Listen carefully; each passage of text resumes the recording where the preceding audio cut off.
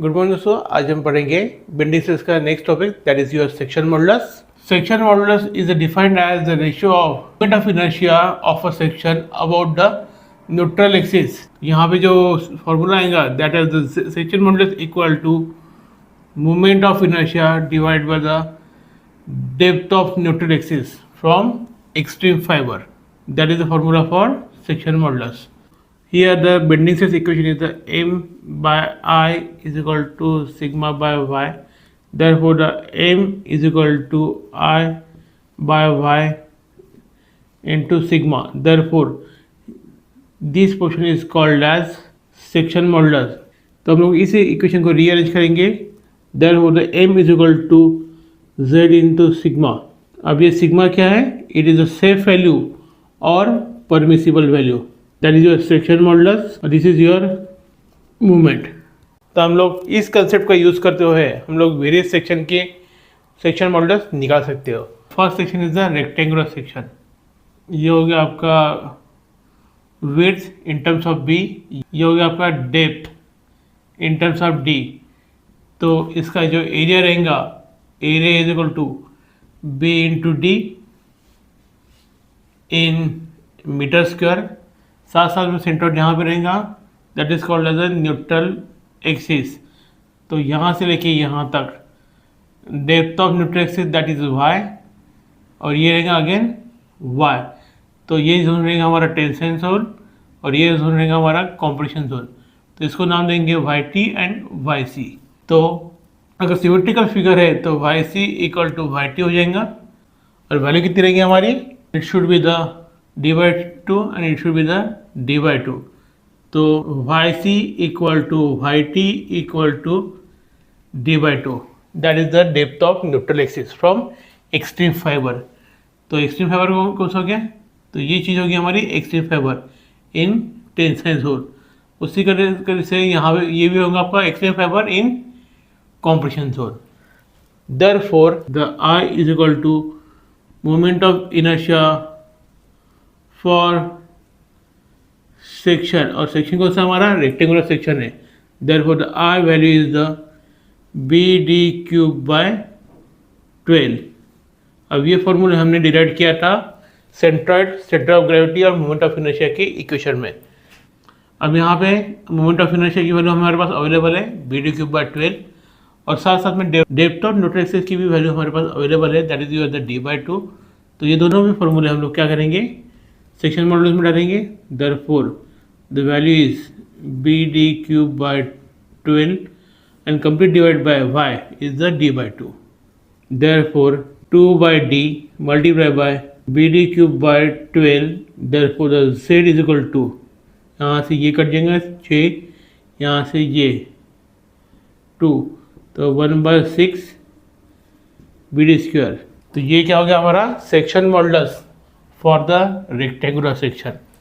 और साथ में हम लोग अगर ये वाले फॉर्मूले को अगर पुट करते तो therefore the M is equal to 1/6 B D square the value of Z multiply by the sigma value. इस तरह से आप मूवमेंट का भी इक्वेशन यूज़ कर सकते हैं. Here the next topic is the hollow rectangular section. हमें इसके लिए क्या निकालना है? सेक्शन मॉडुलस निकालना है, that is the value of I by Y. I is the moment of inertia. Here the moment of inertia for the hollow rectangular section is the formula is B D cube by 12 minus small B D cube by 12. That is the value of moment of inertia. अब बचा क्या मेरा? Depth of neutral axis की बात है. तो यहाँ पे सेंट्रॉइड रहेगा, that is your neutral axis, and that is your depth of neutral axis, that value is the d by 2. Therefore the section modulus z is equal to bd cube by 12 minus of small bd cube by 12 divided by y is the d by 2. Therefore 1/12 common निकाल लिया in bracket B D cube minus small B D cube into 2 divide by D, 6 बच जाएंगे. Therefore the 1/6 BD cube minus small BD cube divided by D. This is your section modulus for hollow rectangular section. Here the B is the outer width, D is the outer depth, small b is the inner width, small d is the inner depth.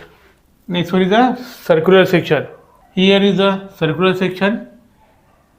R is the radius of circle and D is the diameter of circle. Therefore the D is equal to twice of the radius. तो इस फॉर्मूले के लिए जो मेरे पास moment of inertia available है, that is I is equal to pi by 64 D raise to power 4, और इसका जो सेंट्रोइडल एक्सिस रहेगा that is the centroid, that one is the neutral axis. तो ये जो रहेगा that is the depth of neutral axis y t, और ये रहेगा आपका y c. लेकिन Y C is equal to Y T हो जाएगा सिमेट्रिकल फिगर होने की वजह से. That is your the d/2 और रेडियस. तो y की वैल्यू क्या है हमारे पास, the Y C is equal to Y T is equal to d/2 या फिर उसका radius. Therefore section modulus is equal to moment of inertia divided by depth of neutral axis. Therefore the value is pi by 64 d⁴ divided by d/2. Therefore the z is equal to 2/d pi by 64 d4. Therefore the 2 cut जाएंगे, यहाँ पे बचेगा 32, यहाँ से d cut जाएंगे, यहाँ पे बचेगा 3. Therefore the z is equal to pi by 32 d⁴. This is your section modulus for the circular section. अगर मुझे रेडियस के टर्म में चाहिए तो फॉर्मूला क्या हो जाएगा मेरा, therefore the section modulus is equal to pi by 32 in bracket are twice r cube. तो z is equal to pi by 32 8 r to power cube, 2 का क्यूब 8 आता है, तो यह 8, ये 8 कटेगा, यहाँ पे 4 आएगा. Therefore the pi by 4 r to power 3. That is the value of section modulus in terms of radius and this formula in terms of diameter. Here the next section is the hollow circular sections. तो यहाँ पे hollow circular section दिया हुआ है. This D is the external diameter and this D is the internal diameter. और साथ साथ में ये होगा आपका सेंट्रोइड. तो यहाँ से आपका न्यूट्रल एक्सिस पास होगा, that is the neutral axis. तो here the y is equal to d/2.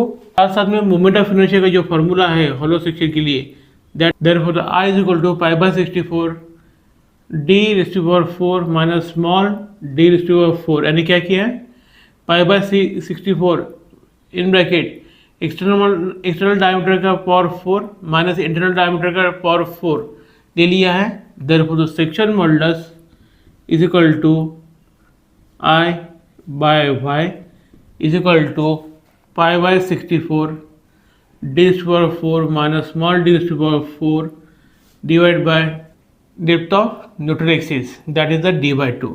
Therefore the 2/d pi by 64 d⁴ minus small d⁴. Therefore the pi by 32 d⁴ minus small d⁴ divided by d. This is your section modulus for the hollow circular section. तो इसी तरह से आप अलग अलग section के section modulus निकाल सकते हो. Thank you.